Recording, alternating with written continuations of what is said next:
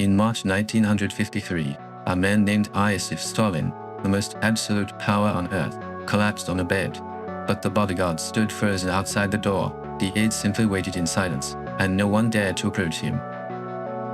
The system in which millions of people disappeared from Gulag was running unwavering even as soon as its creator died. How did a boy who was once a hope of revolution become an unvarnished absolute ruler who dictated the fate of tens of millions of people? It traces the life of a revolutionary behind the pseudonym Stalin. Steel. On deck. 1878 in the small town of Georgia on the outskirts of the Russian Empire. A boy named Iosif Chiuzadili was born the son of a poor shoe repairman. The end of Russia was a time of extreme social contradictions. The remnants of serfdom still dominated the countryside, and workers in the city groaned in exploitation and poverty. Among intellectuals, popularism and Marxism spread, bombings and assassinations occurred frequently, and the spirit of revolution was ingrained deep underground. The boy's family reflected this suffering of the times. His father, Bessarion Chiuzadili, was drunk and mercilessly beat his wife and son. Young Iosif had to fall into his father's violence night after night, which left a deep scar inside him.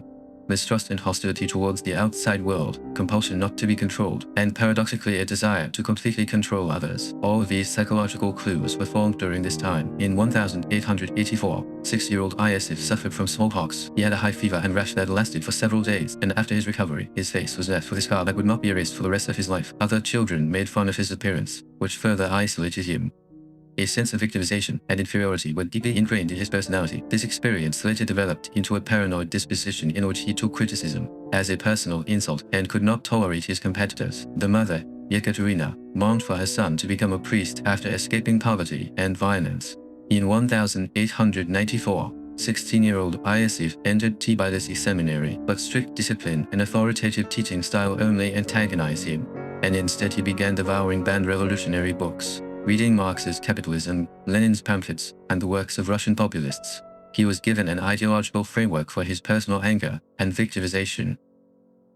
The absurdity of society was not an individual evil, but a matter of class structure, and the violent revolution was a moment that became a historical necessity. In 1899, after Stalin was expelled from the seminary for his revolutionary activities, he entered the underground revolutionary organization in earnest, organizing workers and inciting strikes. However, he was soon arrested and exiled to Siberia, and the endless snowfields, isolation surveillance, and the experience of exile in the freezing temperatures of -40 degrees made him even more ruthless. In order to survive, we had to suppress our emotions, consider others as tools, and do nothing for our purposes. During this time, he used several pseudonyms, but eventually he was cemented under the name Stalin. The nickname, which means steel in Russian, was not just an underground alias, but a way he defined himself, and an image he wanted to show the world. A steel will that can't bring any pain to its knees, can't shake any emotion, and can break any obstacles. This was the self-image he sought. When Lenin's Bolsheviks split with the Mensheviks, Stalin chose Bolsheviks without hesitation. Bolsheviks' elite avant-party theory and centralized organizing principles were perfectly in line with his tendencies. When other revolutionaries were engrossed in ideological debates and the development of theories, Stalin focused on practical action. He was neither a well-written intellectual nor a public speaker. Instead, he was good at running an organization, raising funds, and eliminating opponents.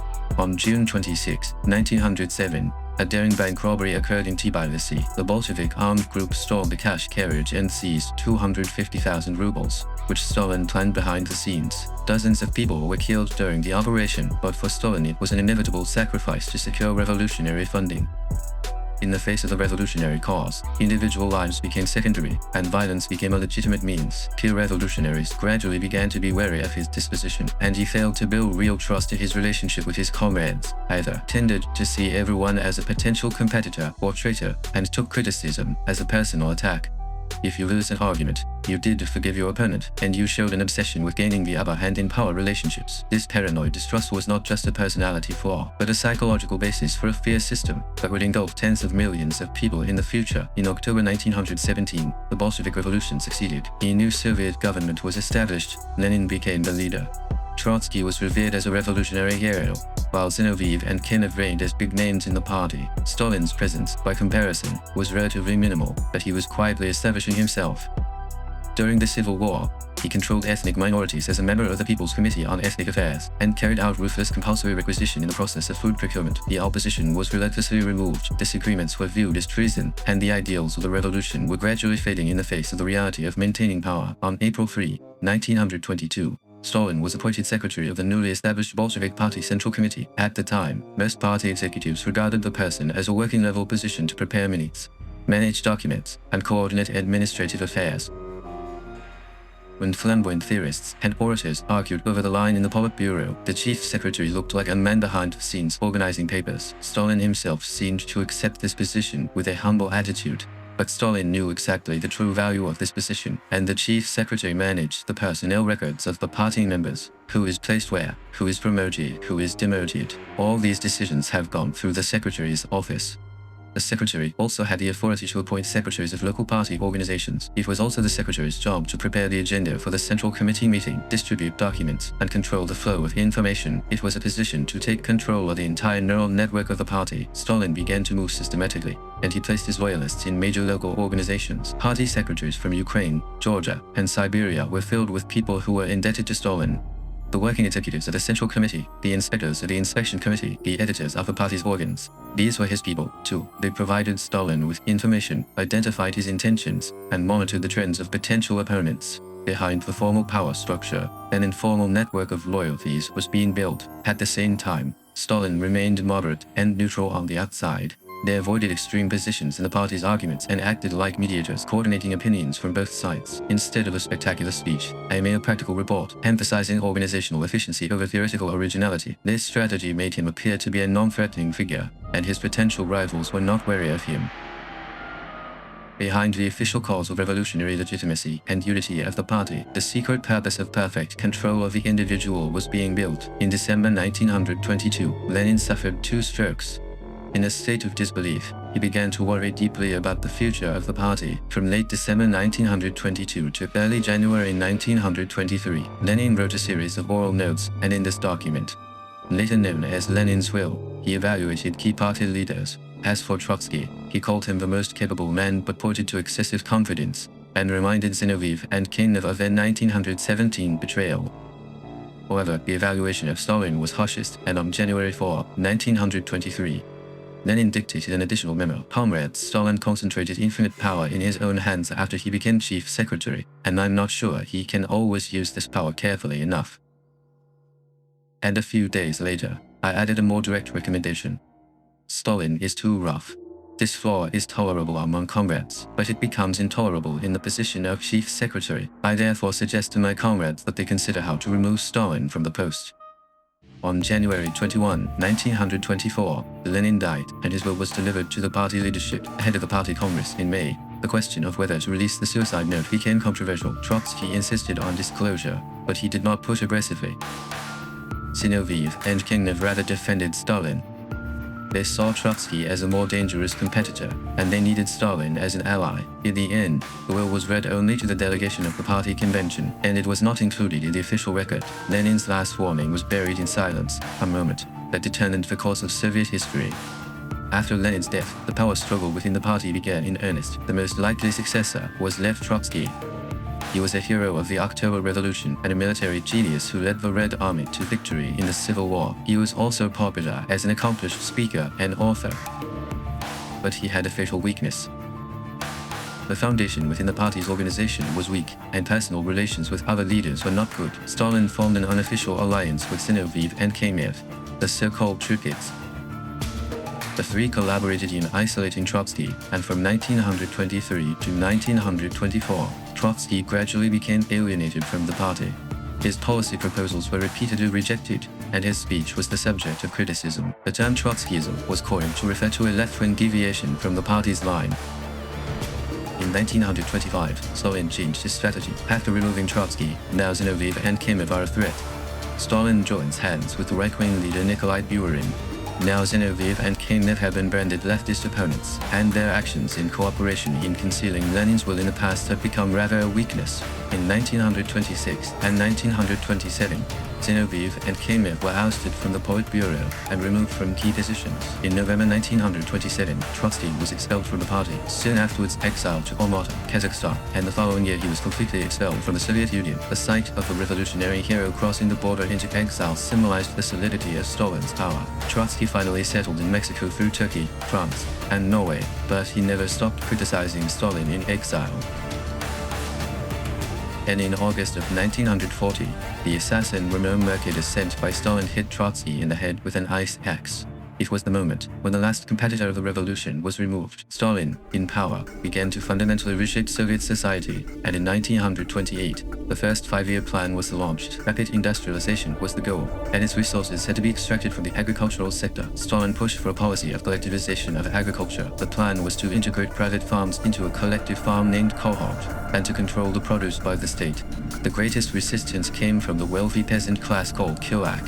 Stalin defined Gulag as an enemy of class and ordered its removal, and under the slogan "Clearing Gulag as class," millions of peasants were confiscated and deported to Siberia.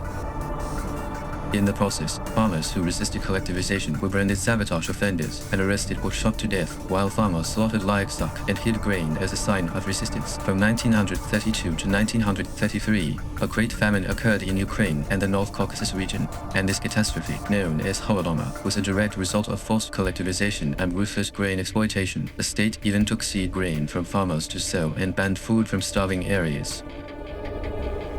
At least 3.5 million people have died of starvation in Ukraine alone, with some estimates reaching 7 million. The whole village disappeared, and the hungry died eating bark and grass roots.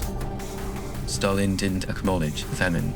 Rather, it defined it as a sabotage of Ukrainian nationalists. Purge party executives who criticized it and hid the reality of famine from the outside world, while millions of people were starving to death. The Soviet Union was exporting grain, and the hope of a prosperous future that revolution would bring turned into an unprecedented disaster when an individual's desire for control combined with an ideological obsession. It was an example of how state policy can be a tool for genocide. Once the economic war of collective resistance ended, Stalin immediately felt the need to redefine a political inner enemy that could threaten his power. The 1934 assassination of Kirov was the signal of this new terror.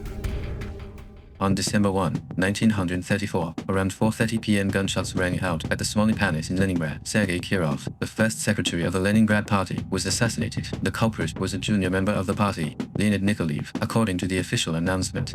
This was a solo crime out of personal resentment, but many historians suggest that Stalin may have been behind it. Kirov was a popular leader within the party and took a moderate stance on Stalin's harsh policies.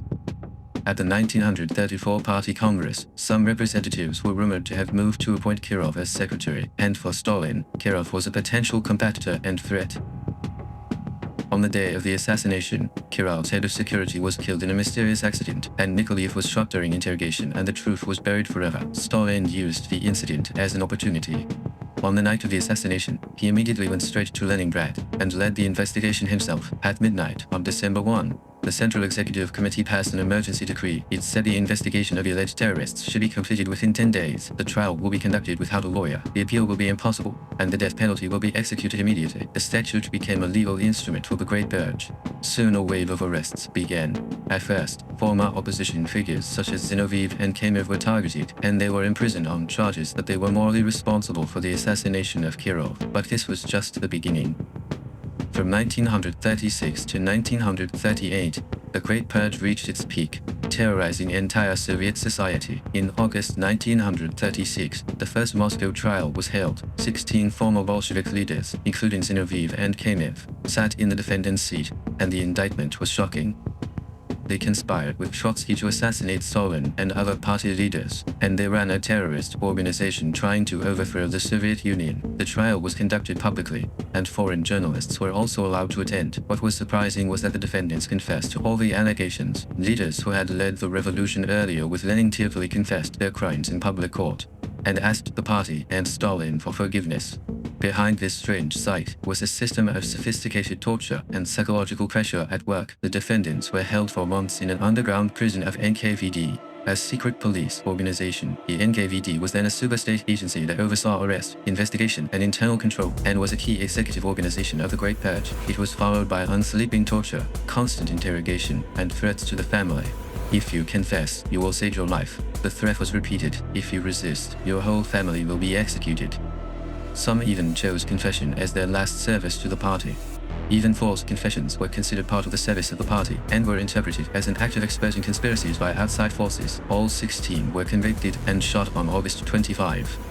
In January 1937, a second trial was held, and 17 people were charged, including Khlevniuk, and early the following year, the third and final trial included Nikolai Buharin. Buharin was once a figure Lenin praised as the party's most valuable theorist and an ally of Stalin in the mid-1920s, but he, too, became the enemy of the people and ended up being shot in court. The irony of the first generation of the revolution being executed as traitors who betrayed the revolution was repeated. The most destructive aspect of the Great Purge was the attack on the military. In May 1937, Marshal Mikhail Tuchevsky and 8 other senior generals were arrested. Tuchevsky was a pioneer in Soviet military theory and a man who developed mechanized troops and air warfare tactics. He was accused of conspiring with the German chiefs of staff to plan a coup. The evidence was fabricated by NKVD. According to some data, German intelligence leaked counterfeit documents to promote discord within the Soviet Union, which Stalin was willing to exploit. Tuchevsky and his fellow generals were sentenced to death in a closed trial and executed on June 11. After the shooting, their bodies were cremated and disappeared without a trace.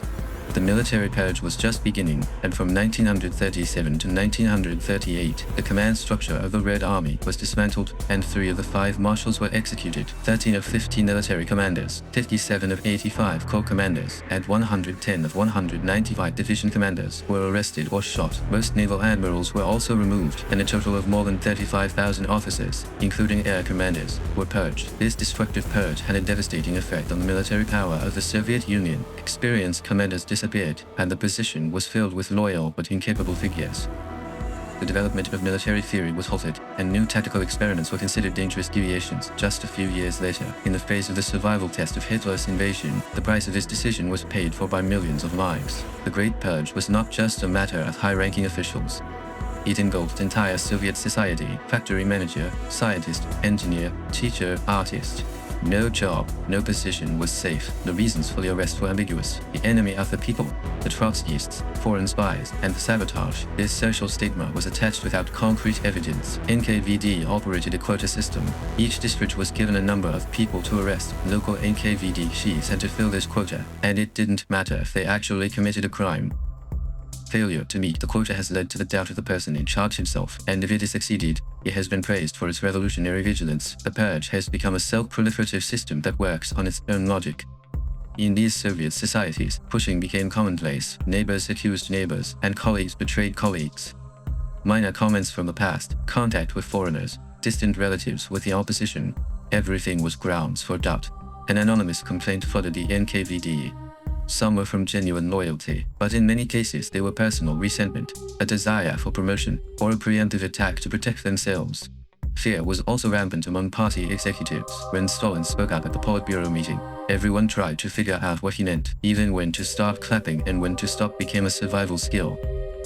If you stopped clapping too early, you were suspected of lacking enthusiasm, and if you hit it too long, you could be mistaken for sneering. In 1937, at a local party conference, there is a record that the applause lasted for 11 minutes after Stalin's speech, because no one had the courage to stop first. Every night, black cars toured the streets, and NKVD agents arrested people according to the list. The knock at 2 a.m. became a symbol of fear, and most of those arrested did not return. Some were shot and many were sent to Gulag, a concentration camp. Millions of people died while working in inhumane conditions in camps in Siberia and the Far East. Even the official statistics are not accurate, but it is estimated that at least 680,000 people were shot and over 1.5 million were sent to camps from 1937 to 1938. The most ironic aspect of the Great Purge is that it removed the subjects of the revolution in the name of defending it. Many of those executed were revolutionaries who fought against the Tsar system, and fighters who risked their lives to fight for the Bolsheviks in the Civil War. In 1917, the majority of the party members were purged, and all members of the Politburo who worked with Lenin were removed except Stalin. Talented professionals were also sacrificed. Economic planners, industry managers, and scientists were arrested on sabotage charges, and failure to meet production targets was considered an act of intentional sabotage, and technical failure became evidence of treason. In this atmosphere, innovation and creativity were considered dangerous deviations, and the only safe choices were silence and conformity. Even Stalin himself could not escape the system of fear. He signed a list of hundreds of arrests every day, and the moment he wrote shooting a single letter next to his name, it soon became a death sentence. But as the purge progressed, his paranoia grew deeper. Everyone around him was suspected of being a potential traitor, and even a small failure was considered a deliberate sabotage. In late 1938, even the NKVD chief Nikolai Yezhov, who was the direct executor of the purge, was arrested and executed. The system of fear was falling into a self-destructive cycle that even himself and other operators devoured. On August 23, 1939, the world was stunned. When the frenetic purge of the inside was over, the outside threat was already coming to reality. The Soviet Union and Nazi Germany signed the Non-Violability Treaty. On the surface, it was a treaty that promised mutual inviolability, but the secret protocol said that Eastern Europe would be divided between the two countries. Stalin believed that this treaty had secured the security of the Soviet Union, but ironically, the military vacuum and internal distrust system he removed would demand a lethal price in the face of the catastrophic test of Hitler's invasion. Hitler was planning to enter the East from the beginning, and the treaty with the Soviet Union was only a temporary expedient. From the end of 1940, Soviet intelligence agencies began sending reports on the preparations for the German invasion. German troop gatherings were seen in the border area, and were specifically reported by the date of the invasion. The British Intelligence Department, the Soviet spy organization the Red Orchestra, and even German deserters delivered the same information. Stalin ignored all these warnings. In his paranoid worldview, this was a provocation by Western imperialists to clash the Soviet Union with Germany. He reprimanded intelligence reporters, and some were punished for fostering panic. Border guards were ordered not to respond to German provocations. Stalin was convinced that Hitler would not open the Eastern Front until the war with Britain ended. His judgment was logically reasonable, but he underestimated Hitler's ambitions and conceit. Around 3:15 a.m. on June 22, 1941, 3 million Germans crossed the Soviet border. Operation Barbarossa was launched. The German Air Force bombed Soviet planes on the ground. Armored units rushed deep, and Soviet forces were completely defenseless. Many units were still deployed at peace and were not ready for combat. Early in the morning, the news arrived to the Kremlin, but Stalin didn't believe it at first. "This is a provocation. Do not fire." But after a few hours, the seriousness of the situation became apparent. As the border guards were destroyed, cities were bombed, communications were lost.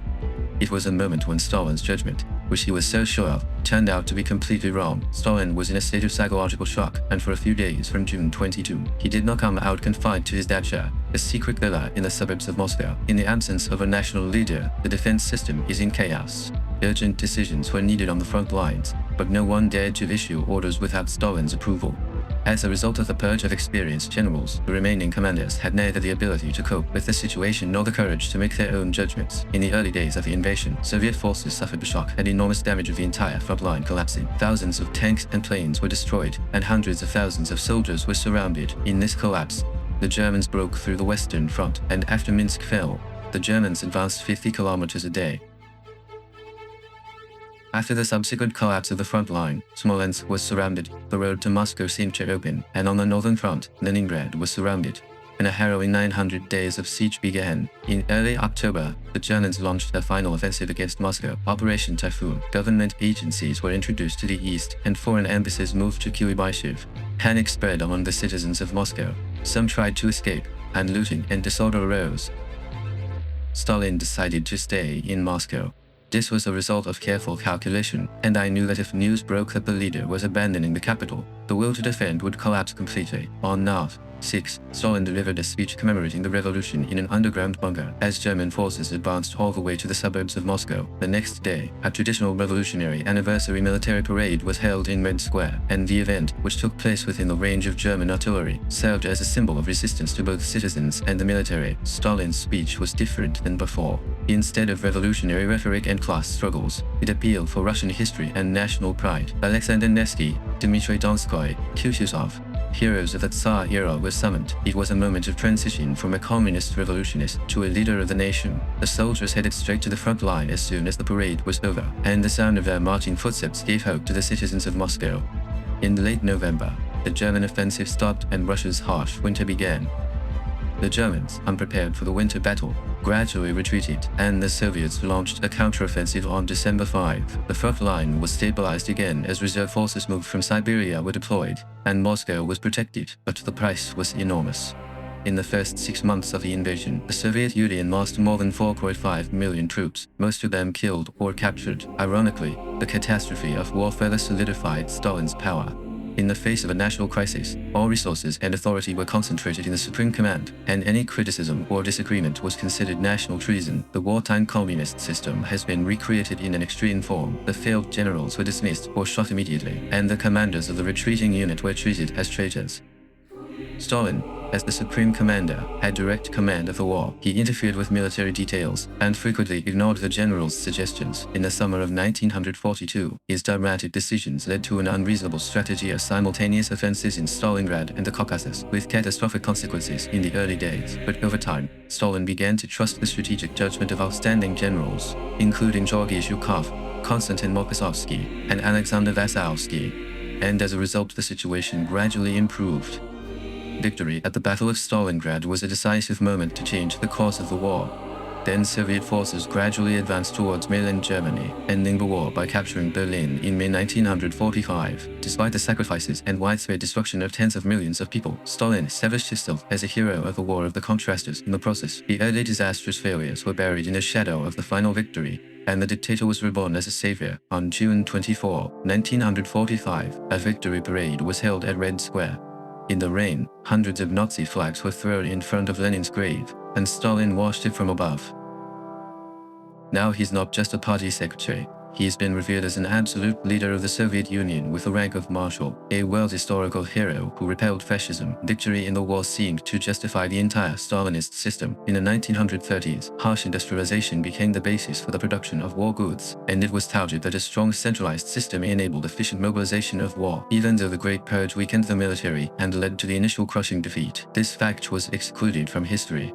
As a result, Stalin was reshaped as the planner and leader of all victories. Personal worship has soared to unprecedented levels. In each city, huge statues of him were built, and portraits were hung in every building. Newspapers and radios praised him every day, and artists had to express themselves in their works. Names such as the great comrade Stalin, the father of all nations, and the genius leader have been established in official discourse. His 60th and 70th birthdays were held as a national event, and communist envoys from around the world flocked to Moscow. After the war, the Soviet Union emerged as a superpower. Eastern European countries were in the sphere of influence of the Soviet Union, and the Cold War began in 1949 when China became communist. The world was divided around the US and the Soviet Union, and Stalin set the course of each country's communist party as the leader of the international communist movement. The Soviet Union's 1949 development of atomic bombs further elevated his status, but the glory of victory brought about a new paranoia. Contact with Western allies during the war, experience in POW camps and sending troops abroad could pollute the Soviet people. Stalin said the returned prisoners were not heroes but objects of doubt, and hundreds of thousands were interrogated or sent to Gulag on charges of betrayal. In 1948, the anti-globalism campaign began. Contact with Western culture, marriage to foreigners, and reading foreign literature became the subject of doubt, and Jews became special targets. Jewish intellectuals were attacked under the code of ruthless globalists, and in the same year, Anti-Fascism Committee Chairman and actor Solomon Mierholz was killed in a mysterious traffic accident. In fact, this was an assassination by the National Security Service, an MGB that was only renamed from NKVD. There was also a purge in Eastern European satellite states. Communist Party leaders who were active in the West during the war, or who showed their independence towards the Soviet Union, were removed. In 1948, when Yugoslavia's Tito broke away from Stalin, the search for the so-called Titoists began in other Eastern European countries. People who were not subordinate to the Soviet Union and supported independent communist lines, like in Hungary, Kostov in Bulgaria, and Slansky in Czechoslovakia, were all executed after public purge trials, and the Moscow trials of the 1930s were recreated in Eastern Europe. At the end of 1952, Stalin's paranoia reached a new peak. On Jan 13, the Pravda newspaper published a shocking article called White Devils. It was about prominent doctors plotting to poison the Soviet leadership, and 9 people were arrested.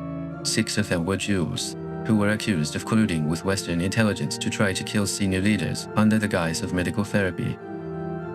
In particular, the deaths of Andrei Stanov and Alexander Sherbakov had been singled out as crimes by those doctors. Stalin's doctor, Vladimir Vinogradov, was also arrested. False confessions were forced through torture, and the media lashed out at doctors day after day, inciting hatred against Jews. A new grand purge has begun. According to scholars, Stalin prepared a plan to forcibly relocate Jews to Siberia, and a purge of the medical community as a whole was also scheduled. During Stalin's time, even the high-ranking members of the party were not safe. Even Molotov's wife was arrested, and Mikoyan and Borisov, longtime Stalin's aides, were constantly suspected. Stalin became increasingly isolated. At 73, his health deteriorated, but he was unable to receive proper treatment due to his arrested doctors. The daily life of eating late at night and watching movies with close aides at the Kremlin Bureau continued, but this meeting was not a pleasant friendship. Members of the Politburo stayed until dawn, insulted and threatened by Stalin's mood, and expressed their allegiance competitively, fearing that everyone would be the next subject of the purge. On March 1, 1953, Stalin had dinner with his aides at Konchivo Villa as usual. After the guests left at 4 a.m. he went to the bedroom, but he did not appear until that afternoon. The bodyguards and servants were anxious, but they could not knock on the door because of the do not disturb order. It wasn't until after 10 p.m. that a bodyguard plucked up his courage and entered the bedroom. Stalin was lying on the floor next to his bed, unconscious from a stroke and paralyzed on one side. The guards panicked and immediately contacted the Kremlin, but no one gave clear instructions. Contact with the Politburo member was also delayed, and everyone feared that false alarms would incite Stalin's wrath. It wasn't until 3 a.m. that Stalin's closest confidant, Beria Malenkov, who was mentioned as a prime ministerial successor, and Khrushchev, then a member of the Politburo, arrived at the villa. They checked Stalin's condition, but failed to take immediate medical action. The top doctors were all in prison for the doctor conspiracy case, and calling the rest of the doctors could suspect they were involved in the conspiracy. In the end, the medical staff arrived at 9 a.m., but it was already impossible to recover. Stalin stood up to death while lying in bed for 4 days. The members of the Politburo took turns keeping beds, but their expressions showed more anxiety and calculation than mourning. They filled the hospital room, worried about who would use the power vacuum and who would be suspected if Stalin regained consciousness. On March 5, around 9:50 p.m., Stalin died. With the official announcement, the entire Soviet Union was saddened, and millions flocked to Moscow to see his body. Hundreds of people were killed in the crash, and his body was laid to rest in Lenin's grave on March 9. At the funeral, Malenkov, Beria, and Molotov vowed to faithfully inherit the legacy of the great leader. Shortly after Stalin's death, the Politburo split power. Malenkov becomes prime minister, Khrushchev takes over as party secretary, and Beria takes over the interior ministry. However, the power struggles soon began, and Beria was arrested and executed within 3 months. Malenkov resigned in 1955, and eventually Khrushchev became the winner, attempting to break with Stalin's era. On February 25, 1956, on the last night of the 20th Party Congress, Khrushchev spoke for 4 hours at a secret meeting. The speech, titled On Personal Worship and Its Consequences, marked a turning point in Soviet history. Khrushchev exposed Stalin's crimes, revealing the truth of the Great Purge, the cover-up of Lenin's will, the initial failure of the war, forced migration, and manipulation of pseudo-conspiracy. Khrushchev said, Stalin's crimes have caused enormous harm to the party and the country. His paranoid doubts and abuse of power have destroyed the lives of millions of innocent people. The audience was in shock. It was a moment when a person who had been worshipped like a god for more than 30 years was defined as a criminal. However, the disclosure was optional. It only emphasized Stalin's crimes, but did not mention the party leadership's own complicity. The contents of the secret speech soon spread all over the world. Soviet society was in chaos. Hundreds of thousands of political prisoners were released from Gulag, and the honor of those executed began to be restored. Statues of Stalin were demolished, and cities named after him were renamed. In 1961, his body was removed from Lenin's tomb and buried behind the Kremlin walls. Stalin's legacy didn't go away easily. His centralized party-state system, secret police surveillance, and ideological control structures changed form and continued until the collapse of the Soviet Union in 1991. Fear was weakened, but the essential structure remained. The Eastern European satellite states did the same. Both attempts at reform, such as the 1956 Hungarian uprising and the 1968 Prague Spring, were suppressed by Soviet tanks. On March 5, 1953, 30 years of reign of terror ended with Stalin's death, but his life remained a question for many. How did a boy born in a poor Georgian town in 1878 become the dictator who built the greatest system of terror of the 20th century? Some analyze that personal psychology, such as childhood abuse, inferiority left by smallpox scars, and pathological distrust, resulted in catastrophe when they met absolute power, while others argue that structural conditions, such as Leninist avant party theory, violence in civil war, rapid industrialization pressure, and the reality of external threats, made centralization and purging inevitable. Stalin's paranoia found the perfect tool in the Bolshevik party's centralized structure.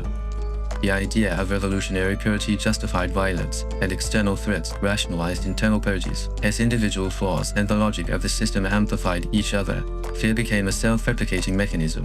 The deeper scars of mutual distrust, political cynicism, the separation of the public and private spheres, and the normalization of doublethink remained in the psychology of society. These traces were imprinted on Russian society even after the collapse of the Soviet Union, and the stories of that era, even for families, remained silent for a long time, and the memories of the victims were passed down from generation to generation as national trauma. His obsession with perfect tools returned to him as a power and system that dictated the fate of tens of millions of people. But at the same time, even the creator himself was isolated in the system. The Secretary of Steel is now a figure in history, but the question he left behind still hasn't gone away. Can a person who seeks power be free from power? The answer may be hidden in the fateful contradictions that arise when human desire meets the great tool of the system. Decades after Stalin's death, the paradox of man-made systems engulfing humans has not disappeared and is still by our side through the times.